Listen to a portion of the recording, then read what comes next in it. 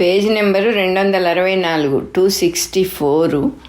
Recording number 64, అన్నమాట. త్రిపుర రహస్య జ్ఞానఖండ సారం అనే పుస్తకంలో మనం ఇప్పుడు 21వ అధ్యాయం 21st చాప్టర్ అయిన రాక్షసోపాఖ్యానము చదువుకుంటూ ఉన్నాము. భార్గవరాముడు దత్తాత్రేయుని మరల ఇట్లు ప్రశ్నించెను. భగవానుడా, సాక్షాత్తుగా మోక్ష ఫలము నొసగునట్టి విజ్ఞాన రూపమైన సాధనమును సారభూతముగా సునిశ్చితముగా చెప్పుము.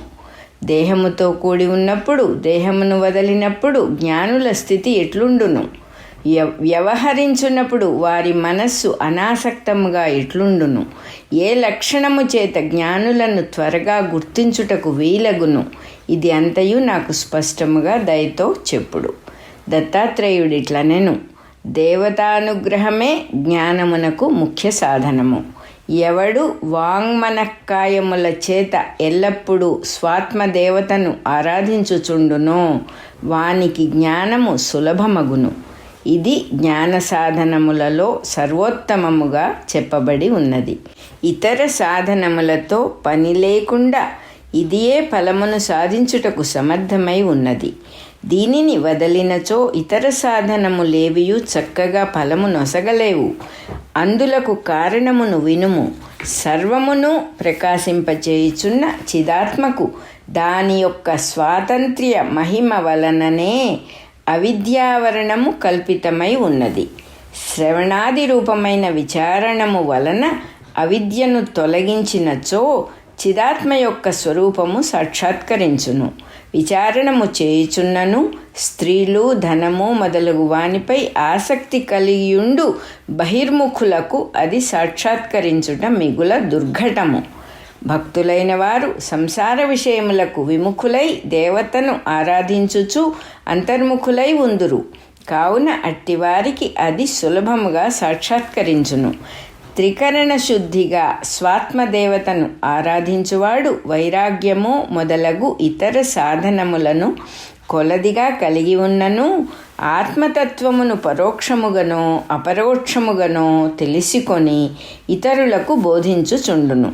అట్లు దానిని మాటిమాటికి అతడు బోధించుచున్నప్పుడు క్రమముగా వాని మనస్సు ఆత్మస్వరూపమును పొందజొచ్చును. అట్లు వాని మనస్సు తరచుగా స్వరూపమును పొందుచు దాని యందే దృఢముగా నిలచిపోవును. అట్లు చిదాత్మకమైన అతని మనస్సు వ్యవహార దశలలో హర్షమును ఉద్వేగమును పొందక స్థిరముగా ఉండును. అట్టి ఉత్తమ జ్ఞాని జీవన్ముక్తుడగును. వాని మనస్సు వ్యవహారమునందు ఏ దృశ్యముతో సంబంధించి ఉన్నను చిదాత్మస్వరూపమును వదలి ఉండదు. అది ప్రతి దృశ్యమును చిదాత్మరూపముగానే గ్రహించును. కావున భక్తియోగపూర్వకముగా ఆత్మతత్వమును గూర్చి విచారణ చేయుట అను సాధనముతో సమానమైనది మరి ఏదియును లేదు. ఇక జ్ఞానుల యొక్క లక్షణమును తెలుసుకొనుట సులభము కాదు. వారి మనస్సు శుద్ధ చిన్మాత్రమై ఉండును. అది వారి యొక్క దృష్టి, వాక్కు మొదలగు బహిరంగ విషయములందు గోచరింపదు.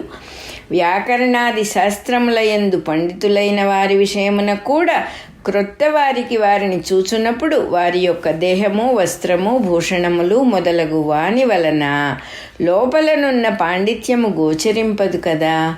ఒకడు మంచి పండును తిని ఆ రసమును ఆస్వాదించినచో ఈ రసము ఇట్టిది అను జ్ఞానము వానికి కలుగును. వానికి ఆ రసమును గూర్చి ఏ జ్ఞానము కలిగెనో అది ఇతరులకు తెలియదు. అట్లే ఆత్మతత్వానుభవమున కూడా జ్ఞాని యొక్క అనుభూతి ఇతరులకు గోచరము కాదు. అయినను చీమలు మొదలగునవి నేలయందు గోడలలో సూక్ష్మముగా గోచరించుచుండు తమ మార్గములను ఎట్లు గుర్తించుచున్నవో అట్లే విద్వాంసులు కూడా మహాపురుషులతో వ్యవహరించుచున్నప్పుడు వారి యందుండు ప్రసన్నత, భాషణ వైఖరి మొదలగు వానిని బట్టి వీరు జ్ఞానులు అని గుర్తింపగలుగుదురు. ఇక శాంతి, దాంతి మొదలగు లక్షణములను బట్టి జ్ఞానులను గుర్తించుటకు వీలు కాదు. ఎందువల్లననగా ఆ లక్షణములు సాధకులయందు వంచకులయందు కూడా కనిపించుచుండును.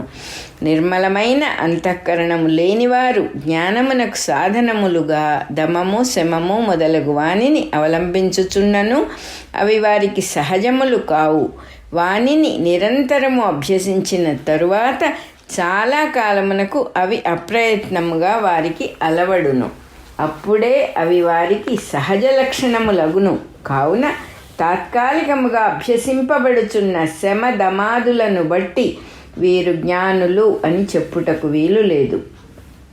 కానీ లాభనష్టములు మానవమానములు జయాపజయములు కలుగుచున్నప్పుడు ఎవనియందు కొంచెము కూడా మార్పు కలుగదో అట్టివానిని ఉత్తమ జ్ఞానినిగా ఎరుగుము. ఉత్తమ జ్ఞాని ఆత్మసాక్షాత్కారము యొక్క అనుభూతి ఎందలి రహస్యములను వెంటనే చెప్పగలిగి ఉండును. జ్ఞాన ప్రసంగముల యందు ఉత్సాహము, స్వయముగా ఏ కార్యమును ఆరంభింపకుండుట, సంతోషము, కామక్రోధాది భావములు లేకుండా పవిత్రమైన చిత్తమును కలిగి ఉండుట, పెద్ద ఆపదలు వచ్చి పడుచున్నప్పుడు కూడా ఉద్వేగమును పొందకుండుట, ఇవి ఉత్తమ జ్ఞాని యొక్క లక్షణములు.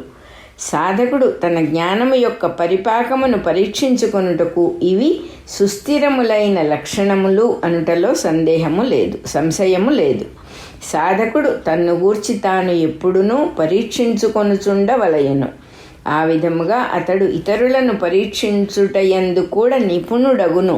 తన్ను తాను ఎల్లప్పుడూ పరీక్షించుకొనుచుండువాడు సిద్ధినెట్లు పొందకుండును? సాధకుడు అన్యుల యొక్క గుణదోషములను పరీక్షించుట మానుకొనవలెను. అప్పుడే అతడు తన గుణదోషములను చక్కగా విచారించుకొనగలుగును. అప్పుడు దోషములను వదలి గుణములను పెంపొందించుకొనుట సంభవించును. దాని వలన సాధన సంపత్తి సమకూడి అతడు జ్ఞానసిద్ధిని పొందును. భార్గవ, ఈ లక్షణములన్నీ సాధకుడు తన్ను తాను పరీక్షించుకొనుటకు తప్పక ఉపయోగించును. కానీ ఇతరులను పరీక్షించుటలో ఇవి అట్లు తప్పక ఉపయోగపడును అని చెప్పజాలము. మిగుల పరిశుద్ధమైన చిత్తము కలవారు మేధావులైన వారు జనకాదుల వలె శ్రవణాది సాధనములతో అల్పకాలముననే జ్ఞానసిద్ధిని పొందుదురు. అట్టి వారికి కామాది వాసనలు నశింపవు. అందువలన వారు పూర్వవాసనలను అనుసరించి సామాన్యుల వలెనే వర్తించుచుందురు. అట్టి వారిని సాధకుడు ఎట్లు పరీక్షించి గుర్తించగలడు? కానీ అభ్యాసము యొక్క అతిశయము వలన రత్న పరీక్షకులు రత్నమును చూచినంతనే అది రత్నమగునో కాదో ఎట్లు గుర్తింపగలరో అట్లే జ్ఞానులు కూడా ఇతరులను చూడగానే వారు జ్ఞానులగునో కాదో ఏ స్థితి ఎందున్నారో వెంటనే గుర్తింపగలరు. మందజ్ఞానులకు దేహాభిమానము, లోక వ్యవహారము సామాన్యులకు వలెనే ఉండును. వారికి సమాధి సహజమై ఉండదు. వారు పరాయణులై ఉన్నంత వరకు పూర్ణ చిదాత్ములై ఉందురు. విచారమును విరమించినంతనే మరలవారు దేహాభిమానముతో సుఖ దుఃఖములను అనుభవించుచు పశువులతో సమానముగా ఉందురు. మధ్యలో అప్పుడప్పుడు వారు విచార పరులై సమాధిని పొందుచు సంసార తాపమును వీడి ఆనందమును పొందుచుందురు. స్వరూపానుసంధానము లేని సమయములలో వారి యందు సంభవించు పశుదశ కాలిపోయిన త్రాడు వలె వారికి బంధమును కలిగింపదు.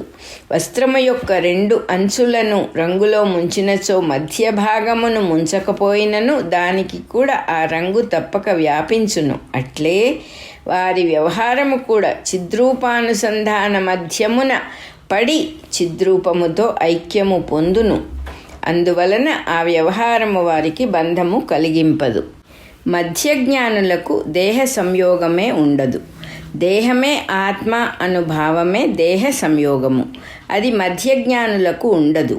అభ్యాసము యొక్క అతిశయము వలన వారికి మనస్సు ఎప్పుడునూ స్వరూపమునందే లీనమై ఉండును. వారికి దేహపోషణము కూడా నిద్రయందువలనే జరుగుచుండును. నిద్రించుచున్న పిల్లవానిని పిలిచి మాట్లాడించుచు అన్నము పెట్టినచో వాడు ఆ నిద్రలోనే ఏదో మాట్లాడుచు అన్నము తిని వెంటనే నిద్రించును. వానికి మధ్యలో జరిగినదేమీ గుర్తుండదు. మద్యపానమత్తుడైన వానికి కూడా మత్తులో ఉన్నప్పుడు చెప్పిన మాటలు చేసిన పనులు గుర్తుండవు. అట్లే మహాయోగియు లోకమున ఎప్పుడో ఏదో కొంచెము చేయుచున్నను అది ఏదియు ఆయనకి గుర్తుండదు. ప్రారబ్ధము చేత వాసనల వలన వానికి దేహయాత్ర జరుగుచుండును. 64 రికార్డింగ్ నెంబరు అయిపోయింది.